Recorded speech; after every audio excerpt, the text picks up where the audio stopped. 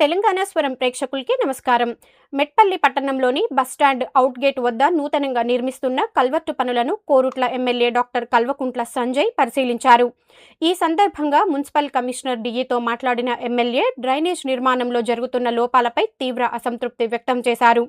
ప్రస్తుతం ఉన్న ప్రధాన డ్రైనేజ్ వెడల్పు సుమారు 7.5 ఫీట్లు ఉండగా దానికి బదులుగా కేవలం 3 ఫీట్లు పైపులు ఏర్పాటు చేసి కల్వర్టు నిర్మించడం వల్ల భవిష్యత్తులో డ్రైనేజ్ నీటి ప్రవాహానికి తీవ్ర అంతరాయం ఏర్పడే అవకాశం ఉందని ఆయన పేర్కొన్నారు.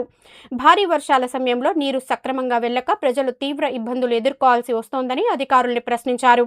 మొన్న మెట్పల్లి పెద్ద చెరువు విషయంలో కూడా ఇలాంటి నిర్లక్ష్య నిర్ణయాల వల్ల చెరువు తీవ్రంగా దెబ్బతిందని గుర్తు చేసిన ఎమ్మెల్యే ఇప్పుడు అదే విధానాన్ని డ్రైనేజ్ నిర్మాణంలో అనుసరించడం బాధాకరమని, ఇది ప్రజల ప్రయోజనాలకు విరుద్ధమని ఆగ్రహం వ్యక్తం చేశారు.